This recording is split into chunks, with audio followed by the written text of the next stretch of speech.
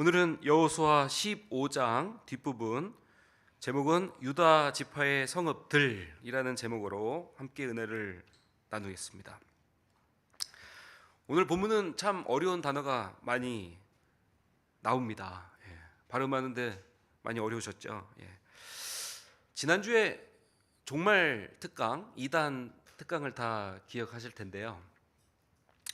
2단 그 말 자체가, 그러니까 달을 끝 단이잖아요. 그러니까 99%가 같아도 마지막 1%가 다르면, 그 끝이 다르면 그건 반드시 2단입니다. 근데 오늘 이 말씀이, 오늘의 이 15장 끝 후반절의 말씀이 끝이 안 좋습니다. 그러니까 앞에서 아무리 많은 성읍들, 오늘 유다 지파가 받은 성읍들이 이 어려운 원어로, 히브리 언어로 122개의 성읍들이 나옵니다. 아무리 앞에서 122개의 성읍들을 받았을지라도 오늘 우리에게 주시는 말씀, 성경 말씀에 기록된 이 끝이 굉장히 중요하다라는 것이죠. 영화를 볼 때도 그렇습니다. 저도 지금까지도 영화를 보면 해피엔딩이 됐으면 좋겠어요. 근데 영화 간혹 가다가 보시면 이제 새드 엔딩이라고 하죠. 끝이 안 좋게 끝나는 영화들이 있어요. 그 영화를 보고 나서도 꼭 화장실에서 뒤를 안 닦고 나온 것처럼 찝찝하고 뭔가 이제 그런 감정이 있는데요. 오늘 말씀이 꼭 그렇습니다. 그래서 어떤 말씀, 그래서 이 많은 성읍들을 우리에게 이 성경에서 할애하면서까지 우리에게 왜 이런 말씀을 주시는가에 대해서 오늘 또 본문 속으로 들어가 보도록 하겠습니다.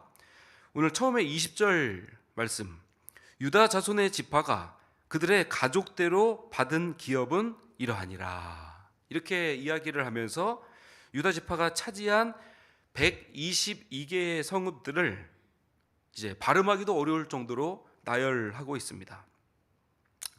이 성읍들을 보시면서 우리가 느낄 수 있는 것은 성취되었지만 성취되지 못한 분배다, 이렇게 요약할 수가 있습니다. 성취되었지만 성취되지 못한 분배다. 축복인 동시에 정복해야 될 땅이죠. 이것은 그냥 너 이 땅 가져, 너 부자 돼, 너 이 부동산 가져, 너 좋은 차 가져, 이런 이야기가 아닙니다. 맡겨주신 사명이죠. 그 정복 도시에 가서 전쟁해야 될, 진멸해야 될 대상입니다. 그러니까 단순히 축복이 아니라 우리에게 짊어주신 숙제이고 숙명이고 사명인 것입니다. 거저 얻을 수 없습니다. 반드시 싸우고 승리하고 쟁취해서 얻어야지만 그 하나님께서 축복의 말씀이 우리에게 임한다라고 한다는 것이죠. 왜 그럴까요? 곰곰이 생각해 보면 하나님이 우리에게 자유의지를 주셨기 때문에, 하나님이 진멸하라 하셨으면 진멸해야 되고, 하나님이 가라 하셨으면 가야 되는 즉각적인 반응으로, 순종으로 우리는 아멘의 용사, 승리의 용사, 전쟁의 용사, 참전의 용사, 주님께서 말씀하시면 가야 되는 것이 바로 가나안 땅인데, 그 핵심은 하나님의 속성, 자유의지를 우리에게 주셨다라고 한다는 것입니다. 그러니까 이것은 열린 약속인과 동시에 닫힌 약속입니다.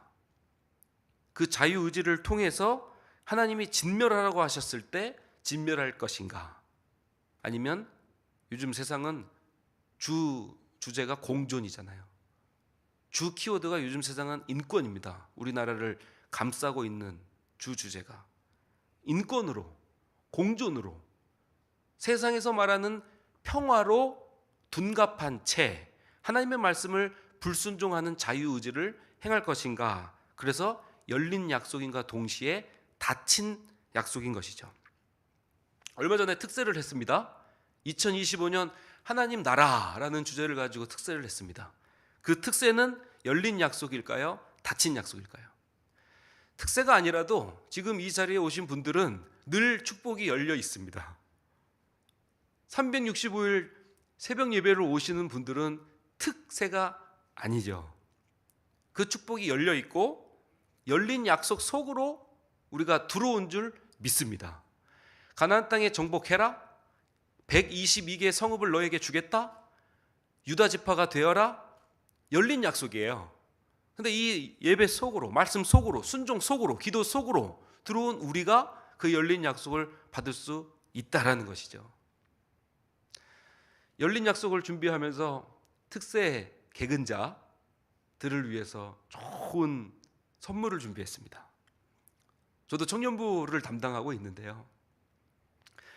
우연히 상품권이 생겼어요. 그것도 10만 원짜리 상품권이 생겼습니다. 그래서 제가 우리 청년들 개근하는 사람들에게 이 10만 원짜리 상품권을 주겠다 마음속으로 생각을 했어요. 이거는 열린 약속입니다. 열린 약속이에요. 그 열린 약속일 받은 사람이 있을까요? 없을까요? 2025년 신년 특세에는 아쉽게도 청년부 중에는 없습니다. 그러니까 제가 10만 원짜리 상품권을 호주머니 속에 넣고 열린 약속을 통해서 특세 개근한 청년들에게 줄 거야. 이 열린 약속을 지키고 싶어도 그 개근이라고 하는 특세 완주라고 하는 열린 약속을 받을 수 있는 사람이 없다. 그러니까 열린 약속인 동시에 닫힌 약속이죠.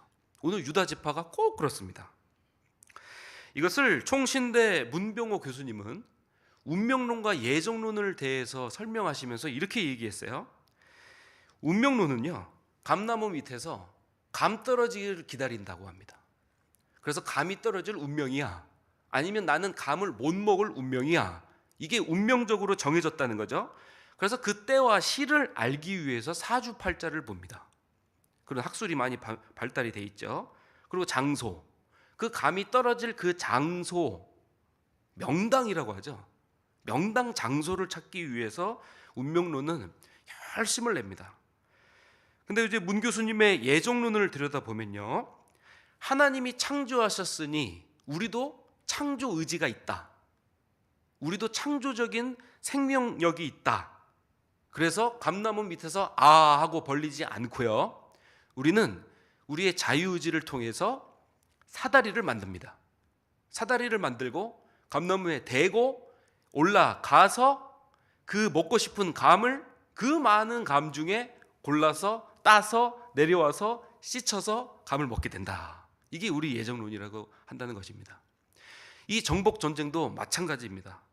하나님이 너에게 젖과 꿀이 흐르는 땅을 줄 것이야 라고 열린 약속을 통해서, 이미 이루신 약속을 통해서 우리에게 말씀해 주셨지만, 우리는 운명론이 아니라 그냥 가만히 있고 벌리고 있으면 그냥 너 이 땅 가져, 너 이 부동산 가져, 이런 내용이 아니라고 한다는 것입니다. 전쟁입니다. 사명입니다. 숙명입니다. 전쟁은 반드시 동반되는 것이 바로 죽음입니다. 죽음이 두렵거든요. 전쟁 상황에서는 같이 참전 용사들이 같이 죽어나가요. 저도 군대 생활을 오래 했고 격한 훈련 속에 10명이 한 팀이에요. 군대는 보통 10명 분대 단위라고 하는데, 그 팀이 같이 먹고 자고 훈련하고 같이 합니다. 근데 비행기에서 떨어지는 훈련, 바다에 들어가서 일주일 동안 하는, 정말 그야말로 바다 속에서 하는 그 수중 훈련, 수중 폭파 훈련, 그리고 심해 훈련, 이런 속에 이 부상자가 나옵니다. 그럼 10명이 같은 팀원에서 한 명이 부상을 당해서 병원을 가고 심각한 부상을 당해서 제대를 하게 됩니다. 그 빈자리가 보여요. 그러니까 저는 이 전쟁에 대해서, 전쟁을 준비하는 훈련에 대해서 좀 공감이 가는 부분이 많이 있어요. 전쟁은 단순히 축복 속으로, 하나님이 너에게 예비해 주신 젖과 꿀에 흐르는 땅으로 무임승차하는 것이 아니라는 사실입니다. 이 단잠 깨우는 게 얼마나 어렵습니까? 제가 어저께도 청년부 단체 카톡방에 이제 금요일 날 전도 갑니다. 동참의 3가지 방법이 있습니다. 직접 참여하는 몸의 동참, 두 번째는 기도하는 동참, 세 번째는 물질로 돕는 동참. 어쨌든 우리는 동참이라고 한다는 것이죠. 안 할 수는 없습니다. 하나님께서 이제 출애굽해서 가나안 땅에 들어가면서 무섭고 두렵고 떨려도 안 할 수는 없어요. 안 할 수는 없어요. 이 성취되었지만 성취되지 않은 이 분배를 통해서 우리에게 오늘 조명해 주시는 말씀이 있는 줄 믿습니다. 두 번째는 궁극적인 하나님의 선물은 땅이 아니죠. 땅이 아니라 결국에 이것은 믿음을 얘기하고 있는 부분입니다. 믿음이 없는 부유함은 오히려 하나님을 바라보지 못하게 하는 독약입니다. 하나님을 망각하고 하나님을 바라보지 못하게 하고 오히려 땅만 바라보게 합니다. 지금 우리가 땅 분배에 대한 스토리를 들으시면서 이거 땅 얘기인가? 이거 부동산 이야기인가? 절대 아니죠. 땅 이야기가 아니라 믿음의 이야기를 우리에게 해주시고 계십니다. 유다 지파의 기업 분배는 예루살렘 정복하실 때 그 실패에 대한 내용으로 오늘 내용이 끝을 맺고 있는데요. 에그론, 아스돗, 가사 이 세 개 중심 도시를 차지하지 못했고, 이 못한 도시가 늘 성경 속에서 삼손 시대, 사무엘 시대, 사사 시대 여전히 이 블레셋 지파가 되어서 이스라엘을 괴롭히고 하나님을 바라보지 못하게 하는 강력한 세력으로 등장하고 있습니다. 에그론은 모압 족속입니다. 모압은 우리가 잘 알고 있는 대로 소돔과 고모라의 멸망 시 롯의 큰 딸이 아버지와 근친 상간으로 낳은 아들이죠. 그 아들의 후손이 모압입니다. 근데 여기서 우리가 발견할 수 있는 것은 모압 족속은 그모스 신을 섬겨요. 그모스 신은 무엇이냐? 모압과 암몬 족속이 대부분이 섬기는 민족 신으로 가증한 인신 제사를 드립니다. 그것도 불에 태우는, 불길 속으로 들어가게 하고 그 불에 태워서 자식을 그 그모스 신에게 갖다 바치는 그런 인신 제사 형태를 드리는 종교가 바로 그모스 신이다. 에그론이 바로 그모스 신을 섬긴다라고 하는 것이죠. 또 차지하지 못한 아스돗이라는 성읍은 블레셋의 대표적인 5 성읍 가운데 하나이고 거인족인 아낙 자손들이 있고, 이 아스돈이 섬기는 우상은요 바로 다곤신입니다. 성경 말씀에 많이 나오죠. 다곤신, 다곤 우상 많이 나옵니다. 상체는 사람, 하체는 물고기입니다. 그러니까 인어공주인 거죠. 이 아스돗이 다곤신을 섬기고 있는데 오늘 본문 말씀 41절에도 보면 그 내용이 나옵니다. 그데롯과 벳다논과 이렇게 나오죠. 16성읍과 그 마을들이었으며, 여기서 이제 벳엘이라고 얘기할 때 하나님의 집이라고 얘기하잖아요. 그러니까 벳 다곤 이러면 다곤의 집이라는 말이거든요.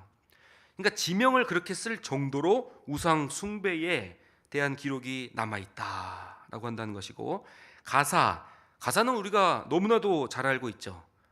삼손의 무대 배경이 되기도 하고 블레셋의 수도 중추 도시가 바로 가사입니다. 가사.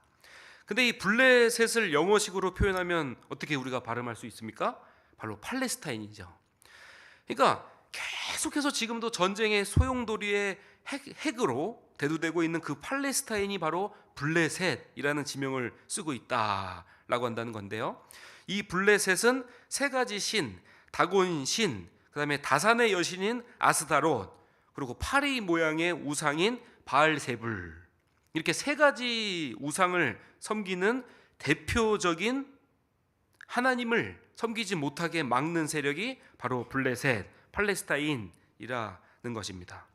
그리고 이 바알세불은 신약으로 넘어와서 귀신의 우두머리, 또 사탄이라는 동의어로 쓰여지고 있습니다. 63절에 보시니 예루살렘 주민 여부스 족속을 유다 자손이 쫓아내지 못하였으므로, 이렇게 여부스 족속이 또 나오죠. 여부스 족속이 오늘까지 유다 자손과 함께 예루살렘에 거주하니라, 이렇게 얘기를 하고 있는데요. 하나님이 반드시 진멸하라고 주신 7대 족속, 그러니까 가나안 땅에 들어가기 전에 반드시 이 7대 족속은 진멸하라, 이렇게 이야기를 하고 계시거든요. 신명기 7장에 보시니 내 하나님 여호와께서 너를 인도하사 내가 가서 차지할 땅으로 들이시고 내 앞에서 여러 민족, 헷 족속, 기르가스 족속, 아모리 족속, 가나안 족속, 브리스 족속, 히위 족속, 여부스 족속, 이 마지막에 나오는 7대 족속 반드시 진멸하라고 말씀하신 족속 중에 이 여부수 족속이 나오거든요. 너보다 많고 힘이 센 7족속을 쫓아내라. 내 하나님 여호와께서 그들을 내게 넘겨 차지하게 하시리니 그때는 너는 그들을 어떻게 해요? 진멸하라. 이렇게 얘기합니다. 진멸하라. 그들과 어떤 언약도 하지 말고 그들을 불쌍히 여기지도 말라. 불쌍히 여기지도 말래요. 반드시 진멸하래요. 그들과 혼인하지도 말고 내 딸을 그들의 아들에게도 주지 말고 그들의 딸도 내 며느리도 삼지 말고 그가 내 아들을 유혹하여 하나님 여호와를 떠나고 다른 신들을 섬기게 하므로 여호와께서 너에게 진노하사 갑자기 너희를 멸하실 것임이라. 예. 이렇게까지 말했는데 여부수 족속을 진멸하지 못하고 해피엔딩이 아니라 마치 새드 엔딩으로 앞으로 벌어질 이스라엘 족속에 벌어질 이 실패에 대한 스토리를 복선으로 암시해주고 있듯 오늘 본문 말씀이 끝나고 있습니다. 말씀을 맺겠습니다. 우리가 정복해야 될 122개의 도시들이 있을 줄 믿습니다. 진멸해야 될 도시는 무엇입니까? 그리고 아직도 내가 정복하지 못한 채 우상단지로 남겨둔 여부수 족속은 무엇입니까? 우리가 고민해 보시면서 오늘 이 새벽에 간절히 주님만 바라보시기를 간절히 소망합니다. 유시무종이라는 말이 있죠. 유시무종. 처음은 이때 끝이 없다. 시작은 했으되 끝을 제대로 마무리하지 못할 때 쓰는 단어가 바로 유시무종이라는 단어입니다. 우리가 2025년 하나님 나라라는 제목을 가지고 힘찬 도약을 했습니다. 우리가 연말에 이렇게 유시무종하지 않게 되기를 주님의 이름으로 간절히 축원드리겠습니다. 우리 기도하실 때